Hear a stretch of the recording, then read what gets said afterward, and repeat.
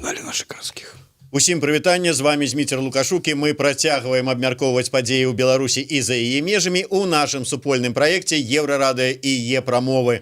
А абмяркоўваць мы сёння будзем з даўгачаканым нашым госцем, які ўсё з-за сваіх YouTube-стрымаў не мог знайсці часу дайсці да нашай студыі, эканамічным аналітыкам, прапагандыстам і, як это лепей сказаць, карацей кажучы, Сергей Чалы. Гэтым все сказано, як сёння сказала одна выдатная фотографіня, вас ведаюць усе, так что дастаткова сказаць Сергей Чалы. Да. Добрый день. Добрый день, Сергей. Вельмі шмат тэмаў, магчыма, нейкія з тэмаў ты досыць шырака раскрываеш на сваім YouTube-канале, але тым не менш, пакуль што няма звестак з Москвы. Але тым не менш шмат хто кажа, што эканамічнае становішча Беларусі такое, што ледзь ужо не гатовы Лукашенко гандляваць незалежнасцю і суверэнітэтам краіны, каб хоць нейкую капейку займець. Ці сапраўды так усё дрэнна ў беларускай эканоміцы? Тут на самом деле два вопроса сразу в одном. Один о том, действительно ли все плохо, а второй, действительно ли поэтому Лукашенко готов торговать суверенитетом. Как сказать, плохо?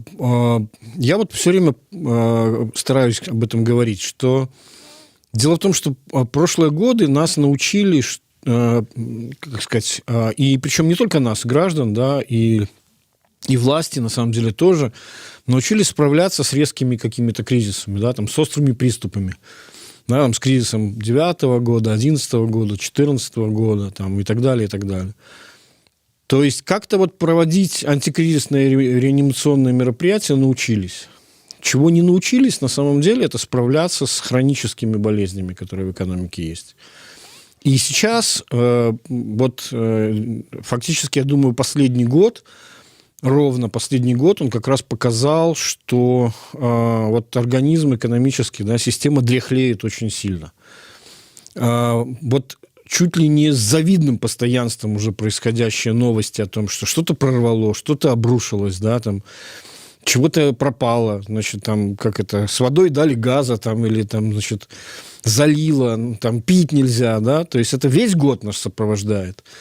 Это свидетельствует о том, что знаешь, как наступает возраст, да, как есть старение у механизмов, да, организма, так есть старение у той модели, которая когда-то работала, потом она начала, значит, устаревать, а сейчас она явно дает сбои, да, то есть это признак того, что долгое время многое было отпущено на самотек, что это базовые какие-то вещи были недоинвестированы. А если говорить о состоянии предприятий, да, оно, в общем, ужасное, то есть давно уже особо некуда ездить, мы же видим Лукашенко для того, чтобы о каких-то позитивах говорить, да, то есть это, как правило, какие-то фейковые вещи из серии там, а давайте я нажму кнопку, типа мы этот завод запустили, а на самом деле он не производит то, что нужно было с самого начала и так далее. Или там, например, если хочется найти что-то хорошее, приходится ехать на частное предприятие, что для него, сам ты понимаешь, это же такой довольно серьезный удар по самолюбию и прочему. То есть ситуация тяжелая на самом деле. И главное, что она не просто тяжелая, да, то есть сейчас мы, строго говоря, имеем небольшой рост, но этот небольшой рост, он просто меркнет, да, знаешь, как говорила королева, значит, в Алисе, да, значит, видела я такую гору, по сравнению с которой это просто равнина, да, так если глядеть на весь остальной мир, который сейчас на всех парах начинает этот экономический рост, а мы болтаемся с темпами роста вблизи 1%.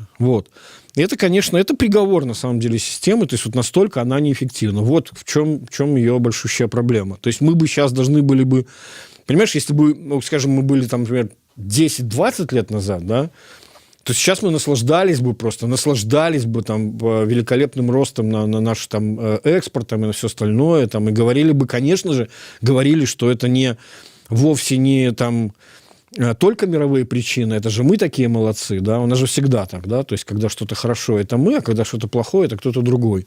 Вот сейчас мы не способны даже вот реагировать на такие позитивные стимулы, которые были раньше. Конечно, эта система не генерирует достаточного количества денег для того, чтобы с долгами расплачиваться, конечно, постоянно требуется их искать.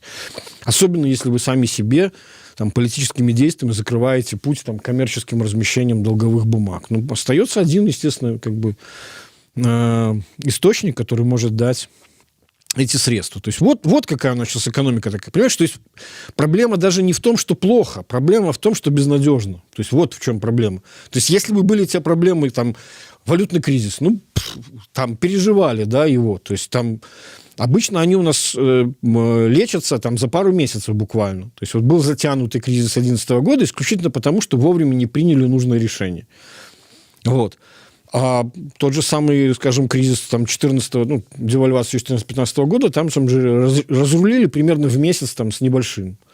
Вот. Но фокус в том, что нет таких острых кризисов. Да? То есть мы сейчас находимся в ситуации, как говорят, как любит говорить Нацбанк, да, в ситуации макроэкономического равновесия. То есть вот такое наше макроэкономическое равновесие, понимаешь? Но новая нормальность, вот самоощущение организма теперь такое. Вот. И поэтому непонятно с точки зрения власти, что происходит, за что хвататься. Понятно, что это не диверсии, да, вот эти все прорывы там и так далее. Ты реально дряхлеет. А у тебя кафтан узкий, да, он уже так уже за платками весь. Ты пытаешься его как-то надеть, он начинает рваться во всех остальных местах. То есть представляешь, какое это вызывает ощущение. Вот именно того, что все валится. Ты вот, может быть, не может быть, а правильно поправіў мяне, ці вот за стану эканомікі насамрэч можа там гандляваць суверэнітэтам Лукашенко. З-за чего? Нет, я думаю, что как раз совсем, ну, точнее, вовсе не из-за экономики. Экономика имеет, конечно же, здесь важный фактор, потому что деньги нужны. Но они нужны всегда, они и раньше были нужны. Они нужны были и до 9 августа, они нужны были и год назад, и 2 года назад. Я думаю, это то, что называется недостаток легитимности. То есть можно, понимаешь, каждый день рассказывать о том, как их большинство, как они классно победили, да, или как там Маккей прекрасно выразился, да, ни у кого же нет сомнений, можно спорить о цифрах. Ну, то есть, как бы, мы же понимаем прекрасно, о чем это идет речь, да, то есть, как бы, мы же видим, как начиная с Всебелорусского собрания идет попытка съезда с цифры 80, помнишь, там, ну, там по опросам там 66, ну, там плюс-минус, там примерно на эти 80 и выходим, то есть, там такая хитрая логика. Вот, это то есть, то, что сейчас происходит, и все вот эти вот истории, там, то с попыткой подрыва мусорок, то с попыткой значит, заговора юриста и пушкиниста, значит, да, это все, это ощущение insecurity, понимаешь? Это ощущение собственного, вот, как сказать, то есть победители так себя не ведут, да? То есть победитель имеет право в течение какого-то времени сидеть и почивать на лаврах. Да? А здесь же у него такое ощущение, что он там заговор под каждым камнем там, значит, видит. Хорошо. Вот, и поэтому, понимаешь, и вот я же как раз продолжаю эту мысль. Вот это вот insecurity, вот это ощущение одиночества, да, оно и я уже где-то в экономике на пальцах об этом говорил, что мне кажется, что это вот такой психологический фактор, знаешь, как в школьном дворе мы говорили, да, там в свое время, там, типа, ну кто теперь против нас там с Вовой, да? Вот, то есть, как бы против меня-то вот сколько, а вы попробуйте там против нас с Вовой. То есть, и вот это вот постоянное появившееся у него с прошлого года же, кстати, когда он, помнишь, несколько раз не впопад даже, совершенно, ну, то есть, это явно была заготовка, он думал, где бы ее применить, удобного момента не нашлось, поэтому пришлось говорить, какой попало момент, да, о том, что, помнишь, как он торопился, только сойдя с трапа самолета летом прошлого года, рассказывать, вот же я приехал, это мое общее отечество, там, да, ну, вот несколько раз же это было, общее отечество. То есть, вот эта попытка, знаешь, это как сербы говорят, нас с русскими 150 миллионов, ну, это старая их такая была присказка еще в те времена. Вот так и здесь, да, то есть, это вот из-за того, что он чувствует, насколько шаткая позиция его здесь. Але гандлюючыся нейкімі часткамі суверэнітэту, ці можна займець вот і гэты спакой і вот адчуванне, што все нормально, што вот зараз там 80%, што зараз зусім справімся. Нет, тут, конечно, уже не в процентах, несомненно, источник уже этого успокоения. Вот, наоборот, как раз я думаю, что все понимают, и там внутри понимают, что именно вот это истерическое решение в день 9 августа, значит, 80%, оно, в общем, и как бы и во многом усугубило те проблемы, то есть, в которых власть оказалась. Вот. Теперь уже речь не о там соцопросах, несомненно, потому что, никто же их не съедает, это же очевидно, да. Вот. Как удачно шутит Советская Белоруссия, там, независимый аналитический центр при администрации президента, да, провел социологическое исследование. Вот, это совсем другое, это попытка уже такого, то есть это гораздо более глубокие вещи, это совершенно экзистенциальные вещи. То есть тут уже вопрос идет не о каких-то легалистских вещах, да, там, не о легитимности, в том плане, как она там понимается в политологии или где-то еще. Это очень-очень глубинные вещи, это реально вот вопросы жизни и смерти, вопросы бытия вот такие вот, понимаешь, то есть в чем, за что человеку держаться. Он же не зря постоянно подчеркивает, что ничего, кроме Беларуси, у него нет. Поэтому ради сохранения вот этой позиции, то есть, это как бы последнее, понимаешь? То есть вопрос теперь, как бы, какова цена для того, чтобы вот это последнее по-прежнему было с ним. Тым не менш, калі мы все ж таки заговорили про вот гэтую там, можа быть, часткамі здачу суверэнітэта, як это можа, ці чакаць гэта вот уже зараз? Во-первых, я не говорил о том, что... Это я говорю. Да. Просто сёння у мяне была размова с тэрарыстам Павлом Латушкам. Вот. І ён конкретно кажа, што ёсць такія, нават это не сказаў, не інсайды, а вот заявы того ж самого прадстаўніка российского генштаба про намеры тут базу увезти сюды контингент российских войск, там авиабаза, там и гэтак далей. И маўляў, что вот магчыма зараз падчас этого визиту яны и подпишут гэтыя пагадненні. Там мы уже не кажем нават про гэтыя дорожные карты с их там адзінай валютай и гэтак далей. Наколькі гэтага вот варта чакаць? Вот люди таксама пытаются, як Сергей ацэньвае небяспеку и магчымасць уводу сюды там нейкага российского контингента, российских войск? Мне кажется, что это сейчас не нужно ни Лукашенко, ни Путину, вот честно. Ни базы, ни войска, ни что-то еще. Вот.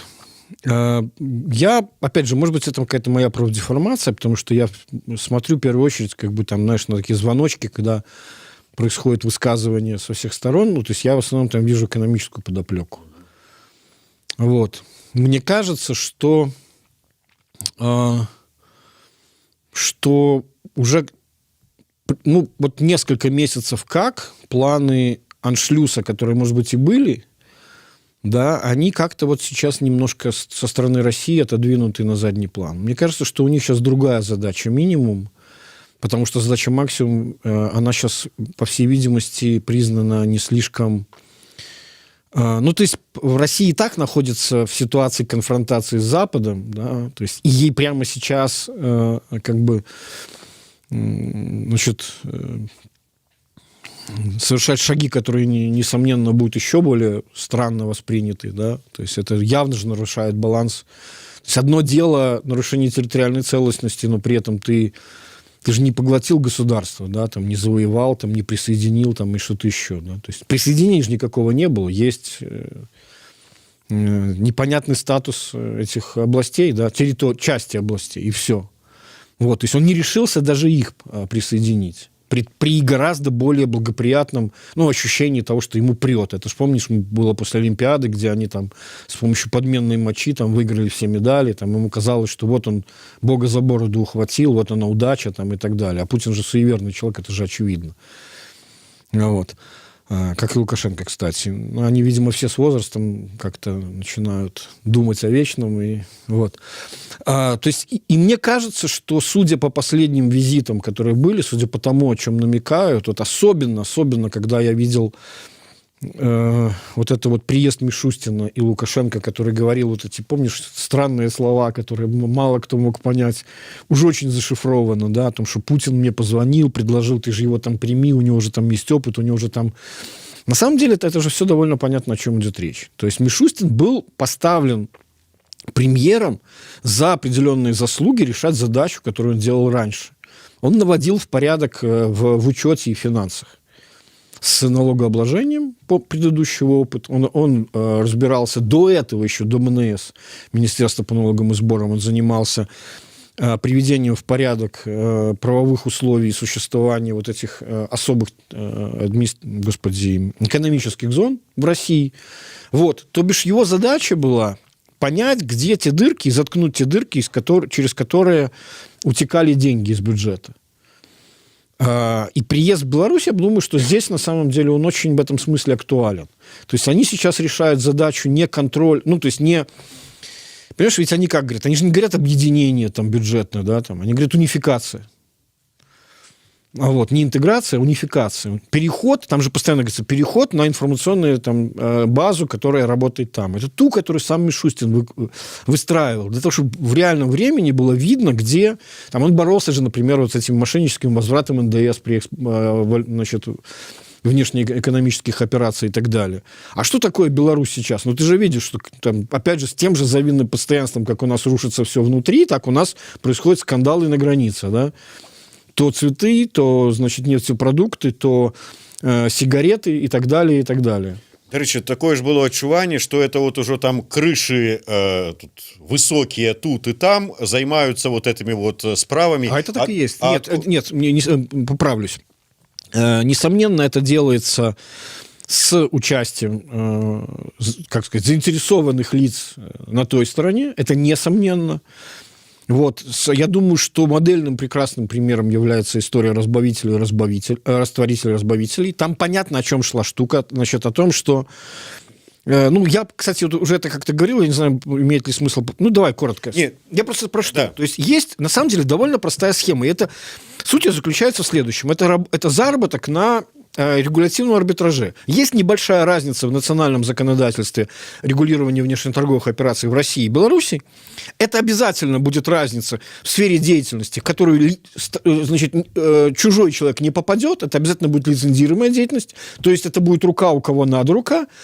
И это будет, фактически, это будет способ обойти доходы бюджета в пользу каких-то влиятельных лиц, что с той и с другой стороны. Но просто у нас вполне возможно, что эти лица, они потому-то и действуют так, что, ну, как бы так нужно. А для российского бюджета, вот для башен, вполне возможно, что это и есть вот то, что сквозь пальцы утекает. Они видят дыру. Они пытались ее заткнуть так же, как они пытались ее заткнуть в 2012 году. И сейчас они видят, что все международное сотрудничество с нами, вот оно как-то все больше начинает сводиться вот к этим схемам там и прочим, да, то есть вот ну, потому что вот такое у нас понимание бизнеса. Так, а ловить тех, кто как бы новые, кто влез, вот... Нет, я думаю, что, вот еще раз говорю, я думаю, что задача минимум состоит в том, чтобы закрыть, залатать вот эти дыры тем или иным способом. То есть идеальный вариант – это полностью, конечно, взять под контроль все эти вопросы. Задача минимум – это ну, вот действительно единая система учета, где ты движение товаров будешь видеть там в реальном времени и, соответственно, как бы затыкать те вещи, которые тебе будут казаться негативными. То есть вот я вижу в этом интерес. То есть задача скорее в контроле, задача в том, чтобы под носом, да, не жульничали. А не вот то, чтобы там как бы как эти бесноватые ток-шоу российские там, значит, там сейчас введем там войска там, ну вот. Да, вот тут же депутат Держдумы. Да, это же как, опять же, как хорошо пошутила советская Беларусь. Таким образом они выражают свое негодование вмешательством других стран во внутренние дела Беларуси.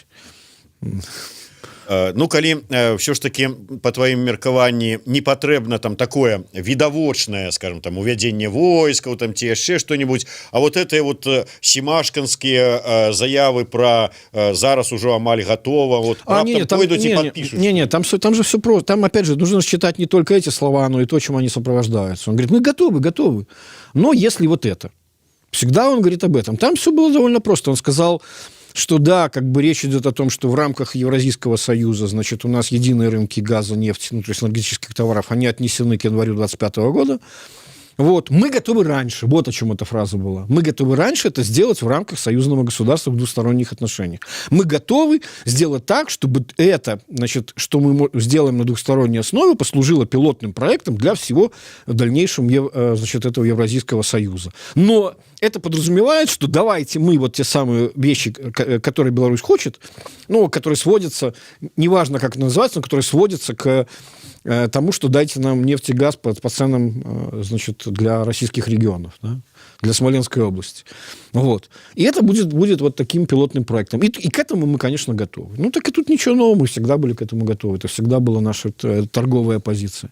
Так, а нейкая такая разыначка все ж таки гэтай сустрэчы, ну, по твоим меркаванні... Там же все, Песков же сказал, о чем встреча. Обсудят, значит, обстановку, которая изменилась в связи с, значит, как там Путин выразился, а если бы на самом деле это покушение произошло, да, то есть я думаю, что тут все предельно просто и... Будзе так вот, да прыкладу, садзяцца, і Путин кажа, ну что, Александр Егорович, я тут с дапамогай моих ребят з ФСБ цябе выратаваў, ці, скажем так, я тут табе подыграў, а ты мне за это да, что? Вот это хороший вопрос. Я думаю, что именно так разговор и пойдет. Ну, во-первых, давай начнем чуть с большего далека. Мы же помним, что последних разговоров вообще не получалось между Путиным и Лукашенко. Ну, то есть реально нам же показывали даже в протокольных съемках, разговор ни о чем. Мы поддерживаем там ваши инициативы. То есть, приезжает с докладом Лукашенко, говорит, мы тут... Он же тоже не может приехать и сказать, там, дядя Вова, спасай, там, хулиганы зрения лишают, правильно? Он же тоже как-то должен собственным самоуважением, значит, приезжать, да? Это же такое тонкое искусство попросить денег, не просив деньги. То есть вот если сами дадите, молодцы, а если нет, тогда мы обидимся. Хотя мы при этом не просили, да? То есть это такое вот, это уникальное искусство, которым он владел блестяще, но которое как-то у него было пропало. А разговоры-то про что были, вспомни. Кашку ели на воде, вкусная кашка. То есть вот о чем разговоры, а ни о чем. То есть Лукашенко приезжает, рассказывает вот в том духе, знаешь, как не прося. Там у нас вот это. Путин говорит, я вас выслушал, я поддерживаю ваши инициативы. Там, вы правильно все говорите. Наверное, конституционная реформа нужна, вам нужна. То есть вот это разговор ни о чем. А теперь у них, наконец, появился предмет разговора. Теперь Путин может сказать, Александр Григорьевич, вот, как ты говоришь, мы же спасли, раскрыли заговор против тебя. Что ты нам за это? Мы готовы послушать. Какие варианты? Не знаю, какой-то, как это было, значит, у Задорнова, пределы моих границ не будут иметь никакой благодарности, да? Что-нибудь в этом духе. Вот. Спасибо, Владимир Владимирович, что выполняете свой союзнический долг. Я всегда знал, что вы так поступите.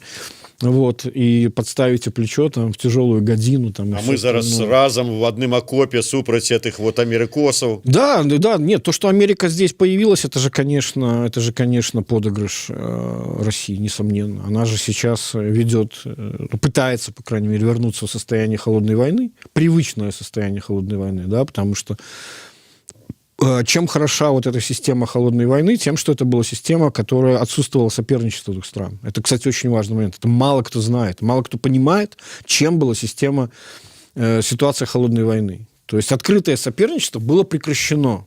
Было договорено, что вот это наша сфера влияния, это ваша сфера влияния. И логикой холодной войны была логика развития. У вас есть у нас свои страны, которые мы развиваем с помощью там... чего угодно, да, там, технической, там, денежной, там, а вот ваши. Вы там строите Асуанскую плотину, вот вы там, значит, еще что-то, да, там, кредитуете, там, и прочее. Вот. То есть, эта логика, на самом деле, когда дурной мир, лучше доброй ссоры, да, вот. И в эту ситуацию хотелось бы вернуться, потому что Россия, несомненно, проигрывает сейчас соревнования в конкурентоспособности. Она хочет замкнуться, вот, но причем не может замкнуться сама, да, ей очень нужно вот это ощущение, что она по-прежнему замыкается не как одна страна окруженная. Это Лукашенко так себя чувствует. Он же постоянно говорит о маленьком клочке. Ну, хотя страна, на самом деле, далеко не маленькая. То есть нужен световой день, чтобы там проехать ее от одного края до другого. Это нифига не маленькая страна. Вот. Ну, просто когда у тебя этот, ну, вот дрозды, это и есть вот тот пятачок, то ты так и рассуждаешь. Вот. А у Путина совсем другая ситуация. Понимаешь, империя всегда чувствует себя как отдельный мир, не как отдельная страна. В этом большущая проблема имперского сознания. Оно никогда не мыслит себя национальным государством. Оно никогда не мыслит себя как государство. Они мыслят себя как целый мир. То есть, грубо говоря, империя – это там, где можно жить, не думая о том, что есть за его границами. Потому что все, что есть границы, это есть весь мир. Вот как Америка существует. Да? Вот так же жил Советский Союз с всей его системой там, СЭФ там, и так далее, и так далее. Но для этого нужны сателлиты, понимаешь? У России не может быть союзников, у России могут быть сателлиты. Вот ей нужны сателлиты. И Лукашенко, вот он долгие годы продавал им, как я говорю, сам себя уже цитирую, продавал им лекарства, значит, от фантомных имперских болей, понимаешь? От того, что вот ампутировали сателлитов, да, там, от Советского Союза. Вот почему это важнейшая геополитическая катастрофа. Не создание там, да, Советского Союза, не большевики, а распад его. Вот. То есть вот он играл так. Но где пределы этой игры? То есть когда ты целиком переходишь на сторону...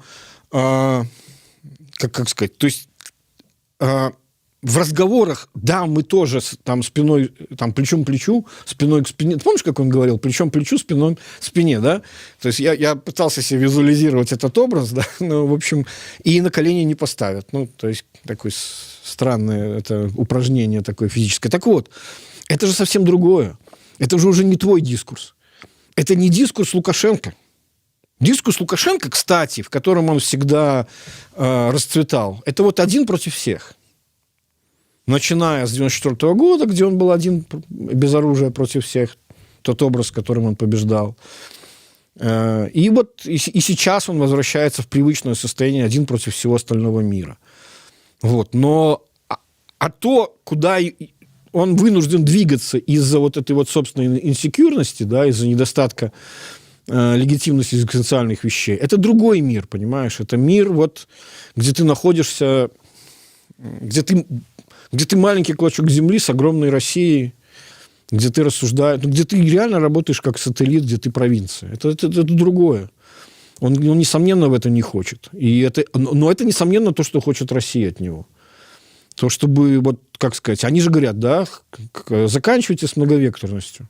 Как Поротников говорит, я не устаю его цитировать, у нас сейчас маловекторная значит, внешняя политика. Вот это и происходит. Они хотят вот полное отсутствие собственной внешней политики. И все, что сделали... И на самом деле Лукашенко сам себя поставил в эту ситуацию. То есть он полностью отрубил себе западный вектор. Ну, до речі, Сергей сказал, сам себе цитую. И, до речі, вельми... слушна, тому что Сергей вельмі часто говорить вельмі слушныя рэчы, і таму я нагадываю, что можно подписаться на YouTube канал, не то что можно, патрэбна подписаться на YouTube канал Сергея Чалова. У нас уже вот амаль 2700 гледачоў, слухачоў. Подписывайтесь на YouTube канал Сергея, YouTube канал Еврорадио, заўсёды будете у курсе самага цікавага. Сергей, калі ўжо узгадали гэтую справу, як ты сказал, юриста и пушкиниста, ну там еще Костусев был, который был в свой час кіраўніком. И примкнувший, как раньше говорили, и примкнувший к ним Костусев. Помнишь, былы кіраўнік Шкловска жыллёва-коммунальной господарки, здаецца так. Ну, я думал, ты скажешь, был бывший руководитель БНФ, ну ладно. Тым не менш, Сергей, як тебе падаецца, вот Сытин, расійскі палітолог, заявіў у нас у размове, што ад самага пачатку гэта была ўся аперацыя распланаваная Масквой, расійскімі спецслужбамі. нам тут рассказываюць про поспехи айчыннага КДБ, які ўсё гэта выкрыў. На твой погляд, кто на ком стоит? Во-первых, то есть я совершенно не удивлен, что российский политолог говорит о том, что это все они. Это нормальный модус операнди России. Они уже давно работают в режиме, солнце взошло, потому что петух прокукарекал. То есть даже там, где их не было вообще и близко, они всегда говорят, что это они. И это пошло еще со времен, дай бог памяти, когда Бакиева свергали, помнишь, кланы там восставшие в Кыргызстане, да, они такие, это же мы. Типа, почему? А потому что они же там плохо себя вели, они же там эту базу американскую, которая для афганской операции заводилась в Канте, они же ее не ликвидировали, хотя обещали. Типа, а мы же не хотим иметь американскую базу так рядом. Вот мы там провели операцию по смене, режима. Вот. Но это было понятно, что это абсолютно внутреннее дело, это борьба кланов, они тем не менее сказали, что это они. Потому что они говорят, что это они, я не удивлен. Они будут так говорить. Потому что надо понимать, что это может иметь отношение к реальности, может не иметь отношения к реальности. По поводу того, что это целиком, операция... то есть, скорее всего, не целиком, конечно, потому что никто бы не дал так работать на территории, все-таки чужой страны, да, другой страны, ладно, скажем так, да, спецслужбам вот таким вот образом, как это работало. Причем, то есть это понятно, что это операция, это ясно спланированная операция. Не зря ФСБ в своем пресс-релизе в кавычки взяла белорусских генералов, да, то есть это классическая операция «Трест», вот, и так далее, да, то есть, несомненно, они здесь играли важную роль. Понятно, что и наши будут говорить, что это все они, еще с декабря. Там, на самом деле, уже многие отметили, что там не бьются версии, что с той, что с другой стороны, да. Вот, потому что там какие-то еще украинские националисты для России же там враги, да. Вот, а у нас как-то не заладилось с украинскими националистами.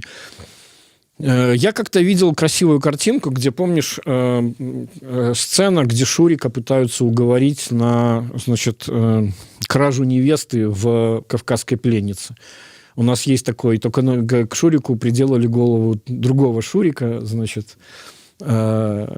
Иосифовича, да, Александр, Шурик. У нас есть такой давний обычай, организовывать похищение, президента. Вот. И что самое важное, это же цитата полная из... невеста сама просит, чтобы это сделал именно ты. То бишь, президент просит, чтобы это сделал именно ты. То есть, мне кажется, что в этой шутке гораздо больше шутки.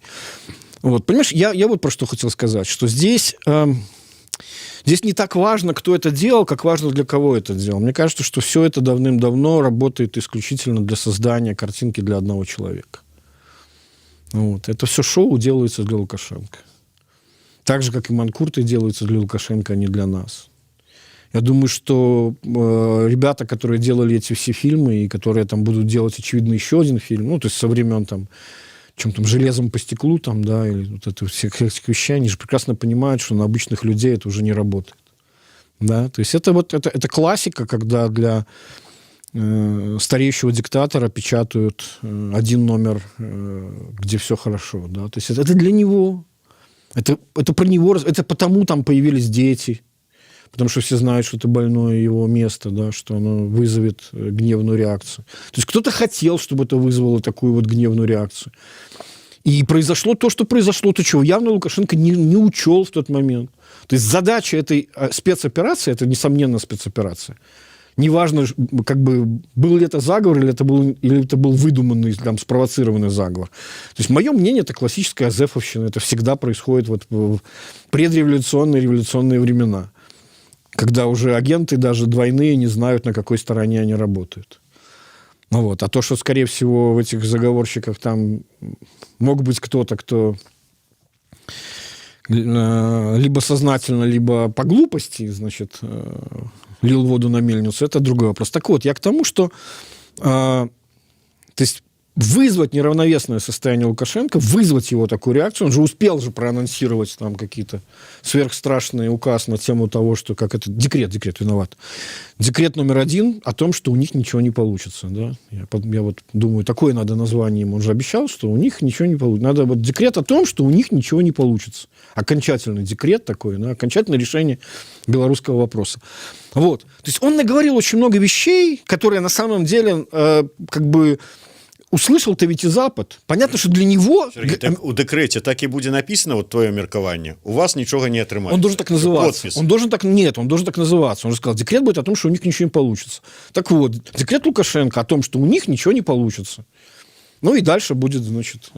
ну, как бы логично же, он именно такой декрет анонсировал. Так вот, я к тому, что заметь, как... а где последующие высказывания Лукашенко? Во всех предыдущих случаях он бы говорил и говорил. На все лады, обсасывая, как бы, знаешь, как ты вот конфетку в рот положил, и ты там в ней там, языком катаешь. Жарт тебе самому подобается, и ты его в тему и не в тему рассказываешь. Вот да, понимаешь, о чем речь? А здесь-то внезапно же что обнаружилось? Ага, там же Байден прозвучал. Они же думали, что это они сюда это сказали. Но на самом деле услышали же все во всем мире. Вот же в чем проблема, когда ты начинаешь жить, ну, как бы своей вот этой реальности.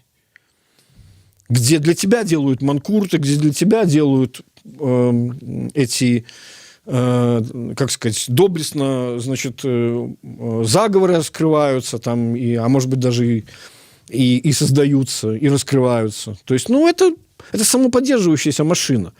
И он наговорил много вещей, которых наверняка не имел... Ну, то есть, если бы не было таких вот, скажем, штук, как там дети там, или что-то еще, да, то есть цепляющих, да, возможно, он бы так и не сказал. И продолжают-то ведь без... Знаешь, как вот проблема же пропагандистов наших в чем? Что сейчас нет направляющей и указующей, да, роли. Они вынуждены сами угадывать, в какую сторону бежать впереди паровоза. Вот. И ну вот как? Что? Дальше раскручивать ситуацию того, что как бы это не Путин убийца, а Байден убийца? Понятно же... Минская правда вышла с таким... Да, конечно. Ну, понятно, что это не наш нарратив, это же русский нарратив. Не я убийца, ты убийца, правда же? Ну, это же путинская фраза. Кто как обзывается. Да. Ну, то есть это несомненно, что вот эта вот идея, что это Байден, что и так далее, было вложено его в уста. Расчет был на то, что вот, ну, а дальше что? Ну, а как? Что после этого делать? Рассчитывать, что как? Что вы, как Маккей говорит, а мы готовы встретиться после этого с послами? Вот ты кажаш про тое, што вот як працягваць, чым працягваць, а тут можа быць яны тут і без іх ужо працягваецца гэтая ўся гісторыя. Вот у нас пытаюцца, што вы думаеце пра гісторыю з Макарам і Карыч? Маецца на ўвазе про тое, што Макар сказаў, што Зянкович той же самы паехаў у Москву на сустрэчы под гарантыі бяспекі. Я буквально немного послушал их обоих и перестал слушать. То есть это, как сказать, это лишняя для меня информация, это белый шум. Вот я рекомендую всем остальным просто игнорить. Ну, сказал и сказал. Но у них работа такая говорить. Добра, тады пакінем гэтую тэму. Сергей, яшчэ да ўнутранай беларускай эканамічнай сітуацыі. Вось гэтае, што чакае з валютай? Вот это вот зараз шумяць усе, што дык што пытаюцца, зараз не зможам ці то прадаць, ці то купіць, ці то што будзе. Патлумач людзям.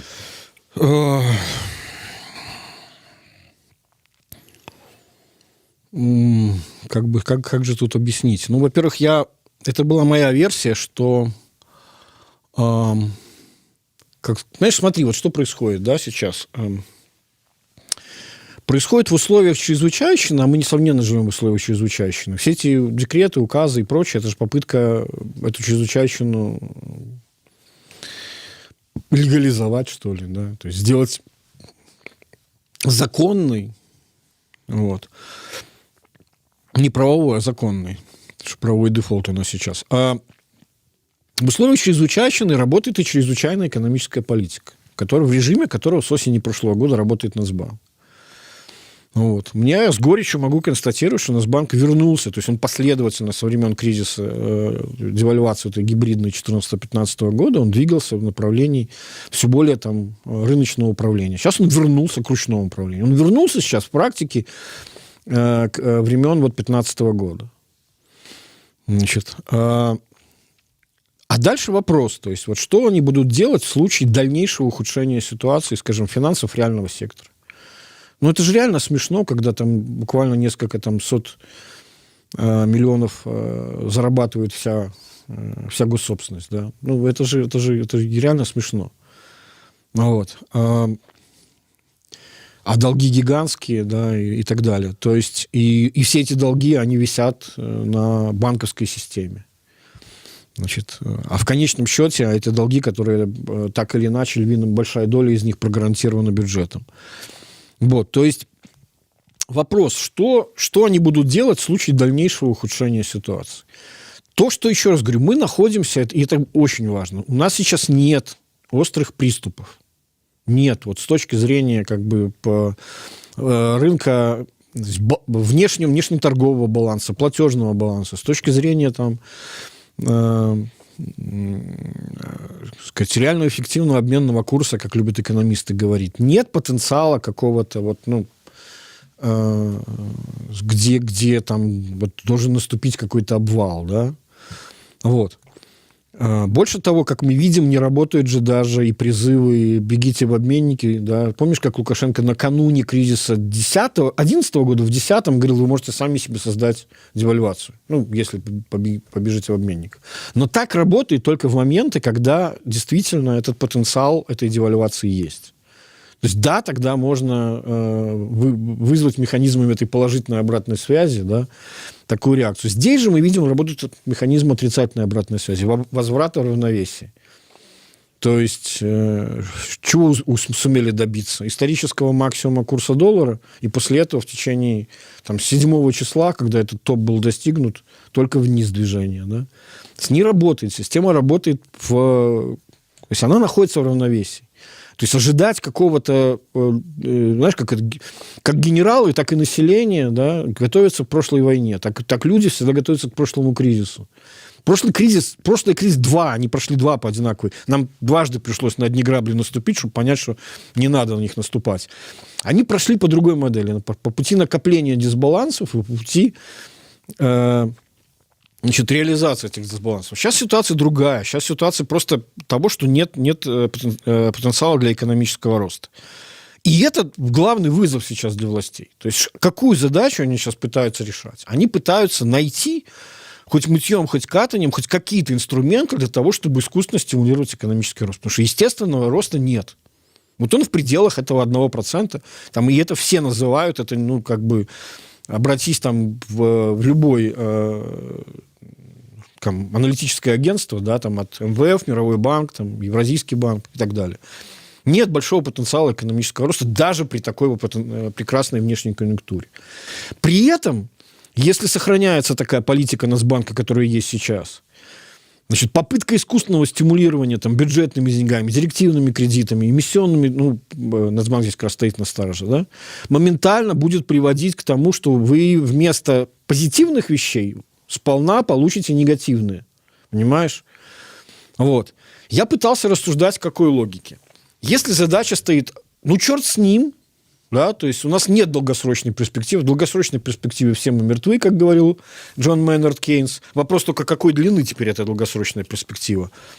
Как говорил сам Клауэр, да, что сейчас долгосрочная перспектива – это дальше года. То есть среднесрочно это 3-6 месяцев. Ну, хотя, ну, это дичь, да, это понятно. Вот. Десятилетиями она должна измеряться долгосрочной перспективой. Но вот у нас она такая. То есть если стоит задача в эту перспективу получить экономический рост, а потом трава хоть не расти, да, то тогда у нас есть плейбук, тогда мы знаем, что делать. Возвращаться к политике Прокоповича. То есть черт с ними, наступим на горло там Нацбанк, да, то есть накопим эти дисбалансы, и потом это прорвется. Но это потом. Но для того, чтобы это случилось потом, а не то, как это случилось сейчас при попытке вызвать валютную панику, а вместо валютной паники получили откат курса, да, после небольшого роста. То есть вот когда ситуация работает вот в системе, в условиях упругости, да, а не на разрыв. Вот. То есть тогда может быть возврат к политике там, значит, 10-го примерно года. То есть будем руками держать курс. Ну, руками это подразумевает там золотых резервов для этого не так много, поэтому руками это означает административными ограничениями, да. И будем, значит, заниматься стимулированием экономического роста. Я сейчас пытаюсь просто логически рассуждать, что можно делать в этой ситуации. Значит, такой путь возможен. Понятно, что он всегда несет за собой негатив в будущем. Вы получите следующий экономический кризис по той же модели, которая была 11-14 год. Но он будет потом.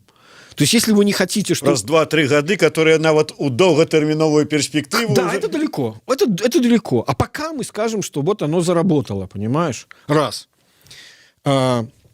Соответственно, вот я к чему вел, что возможно, что возврат к практикам 14-15 года, да, будет недостаточен, и будет принято решение вернуться к практикам там 10-го, 9-го там, годов, 11-го в первые 3 месяца, когда там темпы роста были более 10%.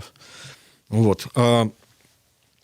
В этой ситуации что это означает? Что накапливающиеся все это время эти дисбалансы, они будут находить будут находить себя на рынке, понимаешь? Они могут не сказываться в курсе, но они будут сказываться в недоступности. То есть, ну, как бы, как сказать, как в советское время, когда не давали ценам на товар расти, то образовывался дефицит. А дефицит что означает? Как справлялся Советский Союз с дефицитом? С столами заказов. И у нас же был период столов заказов с валютой тоже. Помнишь, эти кредитный комитет, или как он там, валютный комитет при Совмине в 2011 году, когда решали, кому выдавать, а кому ее не выдавать и так далее. Вот это тут рационирование. Понятно, что, как Лукашенко говорит, он же всегда говорил, что типа население – это святое. То есть население будет дольше всего не ограничивать в этих вещах, да. Ну, а потом же мы же знаем, как это в марте решается, что нет, там, в марте 11 я имею в виду. Вот, то есть, но я еще раз говорю, я боюсь, что ситуация уже далеко не 2011 года, да, когда можно так эти дисбалансы накапливать, потому что чем отличался 2011 год от этого? Не было модернизации, не было больших долгов валютных, понимаешь? То есть я боюсь, что легко в попытке откатывать назад в экономической политике вернуться можно еще более к ранним вещам. К системе множественных валютных курсов, как это было в 90-е, например. Когда для там, специмпортеров курс один, а для, значит, там, потребительского импорта курс другой. Ну, что это означает? Что будут, значит, существовать разные сегменты рынка с разной ценой. Неважно, это будет цена валюты, или это будет цена импорта, или это цена товаров. Это означает, что будут лазейки для спекулянтов. Ну, я имею в виду в смысле возможности вот этого безрискового арбитража, который, значит, тоже нужно делать вне закона и так далее. Вот. То есть хороших выходов нет на самом деле. Потому что хороший выход был бы, который нужно было бы делать, и давно нужно было бы делать, это реформировать вот этот убыточный государственный сектор, либо малорентабельный. Это как бы нельзя делать по политическим причинам. Значит, вот остается только это. Значит, чего ждать? Следить нужно за накоплением этих самых дисбалансов. В тех граничных условиях, которые сейчас есть, когда у тебя нет возможности решать вопрос правильно, тогда тебе нужно решать, как бы выбирать, как это, возьмите лучших из худших, да, потому что лучшие из лучших зализывают раны. Правильной политикой макроэкономической, и была бы в идеале была бы такая политика, о которой договорился бы Нацбанк и Совмин, это сказать честно, ребята, да, потенциала экономического роста нет. То есть рецессия вблизи 0,1% экономического роста, мы не будем говорить, что это плохо выглядит на фоне 6% роста, который планируется в этом году всей остальной мировой экономики, да? Это то, что мы можем, это то, что мы сейчас можем. Это то, что не приводит к негативным последствиям потом. И, в принципе, я бы даже сказал, что это очень логично в условиях этой системы. Потому что плата вот этих низких темпов экономического роста – это плата за предыдущие. То есть это похмелье, которое наступает после вот фестиваля избыточного инвестирования, которые были в предыдущие десятилетия. То есть, грубо говоря, лучшее, что может сейчас предложить, самая лучшая компромиссная политика, которая может быть, которая была меньше всего ущерба нанесла бы банковскому сектору, реальному сектору, там, населению, экспортерам, импортерам, там, потребителям, производителям. Это политика, значит, давайте ничего не будем трогать руками и поживем вот в ситуации нулевого экономического роста, в ситуации застоя. Ну, жылі ўжо как-то не вельмі добрыя ўражанні засталіся, ну, тым не менш. Пытаюцца, Сергей, ці можа Расія, не выдаючы крэдытаў сваім беларускім дочкам расійскім банкаў, самой краіне давесці эканоміку Беларусі до такого стану, што Лукашенко будзе згодны на любыя умовы? Так, подожди, любые условия чего? Вот хороший вопрос. Ну, надо же как бы договариваться. Я так разумею, что на любые умовы с боку России, а вот так еще раз, вот условия чего? Ну, то есть, что он может предложить? Идите купите наши заводы, они им нафиг не нужны. Ну, за исключением, там, может быть, 2-3. Тут что Россия уже будет выставлять умовы некие. Так вот я и говорю, какие? Условия чего? Условия инкорпорации Беларусь зачем? Они не хотят инкорпорировать даже свой этот русский мир, Новороссия, или как у них эта фигня называется, да? Которые там, они же не включили даже оккупированные территории, которые были там отторгнуты от Грузии. Правильно? Приднестровье существует как гнойник в теле там, другого государства. Южная Осетия работает как гнойник в территории другого государства. Ордло работает как гнойник в территории другого государства. Вот только то, что они умеют, понимаешь? Создавать Палестины такие в теле Израиля, который постоянно нагнаивается. И где, значит, на любые попытки там приложить антисептик, да, они все равно туда будут вносить заражение. Вот. То есть нет такого у них интереса, понимаешь? Еще раз, ну, ребята, смотрите, есть простая вещь. Да, то есть нормальная империя как функционирует, как даже работал Советский Союз. Еще раз говорю, как работает система холодной войны. Это развитие, это не соперничество. То есть вот мы разграничили сферы деятельности, да, и мы развиваем свои территории. Россия не развивает свои территории. Она даже на территории своей собственной страны занимается внутренним колониализмом, понимаешь? Ну, за исключением, как бы, метрополия же там в Чечне находится, потому что они же там, как проигравшая сторона в 2 войнах, платят... Значит, да, там же бюджет состоит на более чем 100% из дотаций, значит, из федерального бюджета. То есть у России нет практики, она ни разу не занималась развитием того, что ей доставалось. То же самое и здесь. Ну, то есть для них это обуза, они не берут этого, понимаешь? Что, вот действительно, вот какие-то есть, скажем, вопросы там технологической кооперации, да? Тот же МЗКТ, понятно, по очевидной причине, да, там какой-нибудь там планар, там еще что-то, ну, то есть то, что встроено там в оборонно-космическую промышленность. И так, интегрировано тесно, только хотелось бы еще и приобрести, может быть. И все на самом деле. Вот. То есть, вот, ну что на самом деле еще как бы Россия может хотеть? Ну, коли только вот добровольно 6 губерниями. Слушай, ну ты же помнишь, что давно уже нет разговора об этом? 6 губерний, это было же, ну, вот в сердцах сказано, где мухи котлеты были, да? Это какой это был? 2002? Нет, не помню. Ну, давным-давно, короче. Вот, то есть... Понятно, что геостратегическая, как любят говорить, там, геополитическая, там, это лженаука, мыслящая территориями, а не отношениями, да, что типа, ой, классно, как, что мы там отодвинули границы, там, или еще что-то. Ну, то есть, а поглощение это что? Ну, что будет означать? Что теперь вы граничите с НАТО? Не другая сторона, а вы. Ну, это нормально? Ну, то есть, понимаешь, какая-то будет реакция, там, неизбежная будет реакция со стороны там всей этой дуги, там, от Эстонии до Польши. Да? Ну, это же как? То есть, чего им хотеть? В том-то и фокус, что, как сказать, им нужно, чтобы к ним приезжали и поклонялись. Получали ярлык на княжение. Вот так, как живут сателлиты. Ну и что? Да, вот за это они, в принципе, готовы платить. Так же, как и готовы были платить всегда. Еще раз говорю, за анестезию фантомных имперских болей. Просто сейчас цена этого лекарства упала на рынке, потому что у них там другие задачи. Да? Вот. То есть я не вижу, зачем Беларусь, на самом деле, России. Больше того, я даже если допускать, что там, знаешь, там требуется какой-то там серьезный позитив, как было с Крымом, да, что Крым, значит, поднял рейтинг там, ну, и у меня большое количество даже русских друзей из-за этого было потеряно, потому что были адекватные, нормальные люди, голосовавшие всю жизнь за Яблоко. Не знаю зачем, но это чисто такая, чисто позиция такая, да, как бы. Вот мы такие либералы, мы голосуем за Яблоко. И все, и капец, он купил этих людей вот этим. Я всегда, кстати, предлагал такой эксперимент, да, там, как бы повели себя наши там наша национально ориентированная интеллигенция, оппозиция, да, если, скажем, гипотетически каким-то образом, да, там Лукашенко вернул бы Вильню там и Белосток.